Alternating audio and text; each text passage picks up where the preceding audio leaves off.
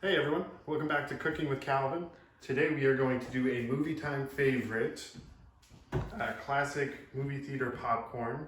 And we want to do one variation on that where we start to learn the process of caramelization. So we're going to make a nice soft caramel sauce we can drizzle over top of it and talk about the different ways of how we can make that into a hard candy, into a soft chewy candy, how we keep it a sauce.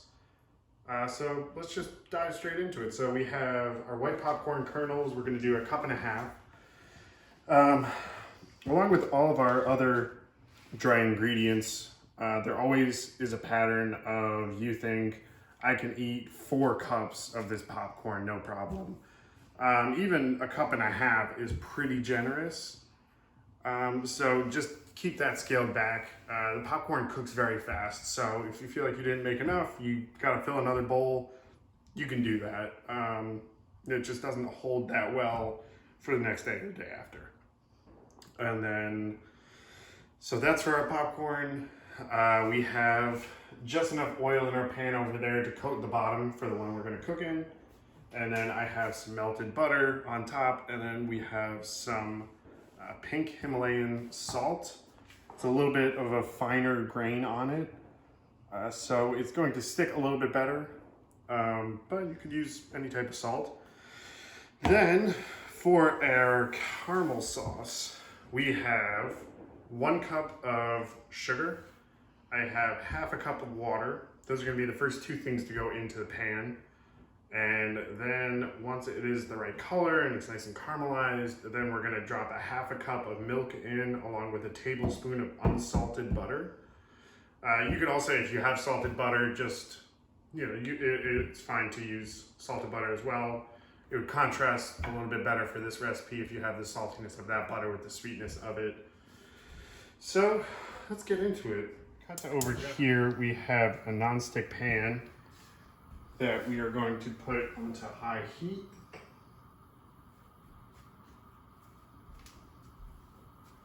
You want to get all of your sugar into there. So the flavor that you're essentially going for is all derived from it's towing the fine line between burning the sugar and toasting it. It's a process that will happen very fast. So just like a risotto, once we're cooking with it, we don't want to step away. So we put enough water into here that we can dissolve the sugar into. Now, this is the only part of the process that you actually want to stir for the most part. You can also make rock candy using this method. And the way to make rock candy versus making caramel is if you stir during different stages. So at this stage, we just want to stir until all the sugar is dissolved into the water. And once it's nice and dissolved, do not put that whisk in until you put your milk and your butter into it. So now we're going to let that temperature come up. At the same time, we want to get our oil going for our popcorn over here.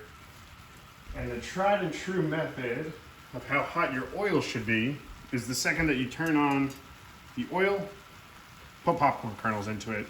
That's kind of your self-regulated timer where once the oil's hot enough and you're ready to cook popcorn, those are going to pop right away. So you can see everything's cooking very fast.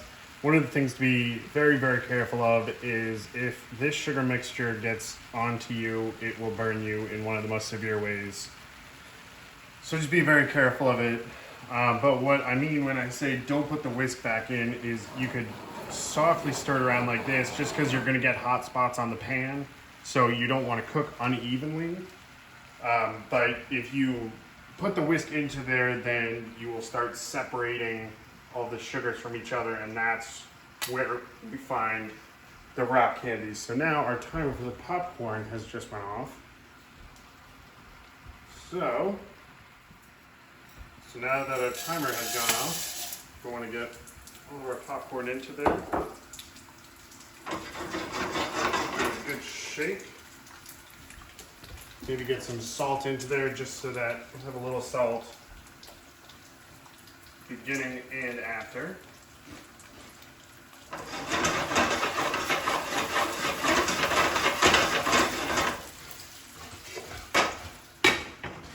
And get that lid onto there so that nothing flies out at you and you have to dodge it for your life, like I just had to.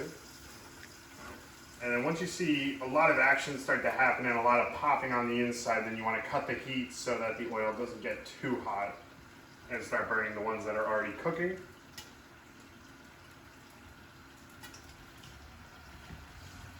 Zoom in on this.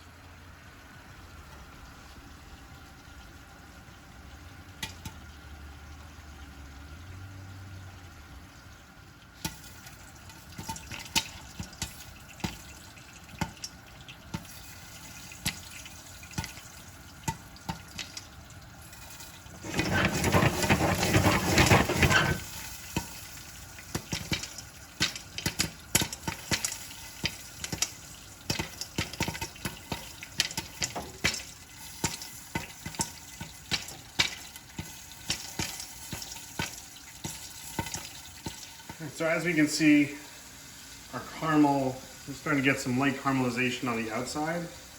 We're not getting it everywhere else, so this is where we kind of move it all around. And again, this will go from caramel to burnt very quickly. So keep a really, really good eye on it.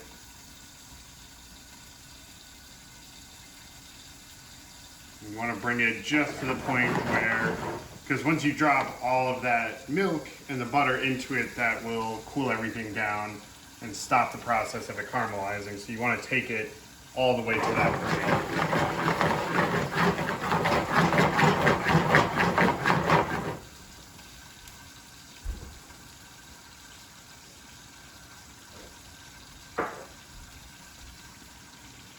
point. Now, turn off the heat for this. Go right in.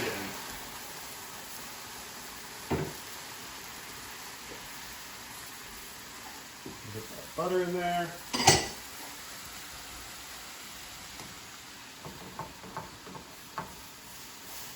And now if you've done this correctly, you'll see some of the caramel actually clump together and get hard. So now you want to cook it so that the milk and the butter form together with the caramel and become the caramel sauce.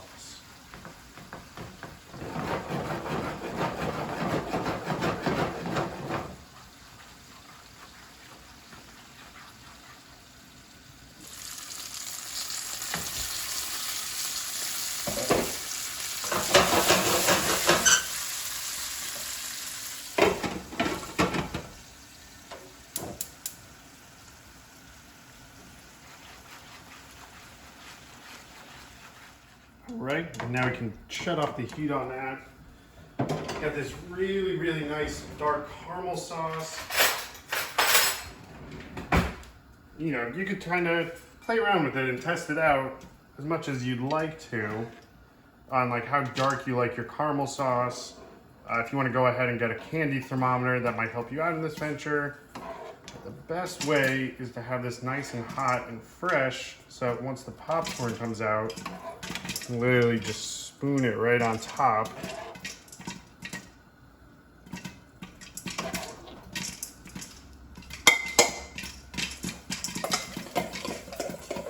Do a good toss around.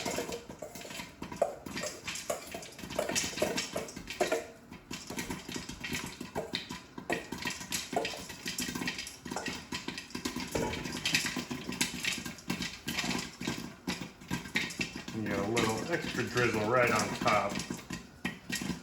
Because why not?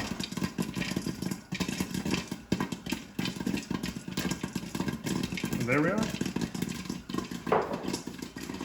Now, as you can see, our popcorn is going crazy at this point. So now we could shut it all off.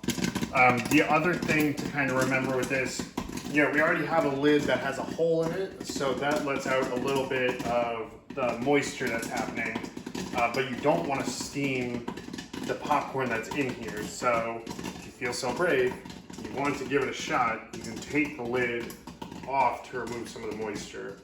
Now this is going crazy, and you can even see, as I said, that a cup and a half was a little bit generous, and it is just about to overflow. So I'm not brave enough to take that cover off and release some of that moisture. But the second it stops popping, I'm going to take it off and very quickly get some of it out. But I also, again, have a lid with a hole on the top of it that'll let out some of that steam. So, with that being said, I think I have enough popcorn here for 3 movie nights. So I am going to watch some good flicks, and you guys enjoy.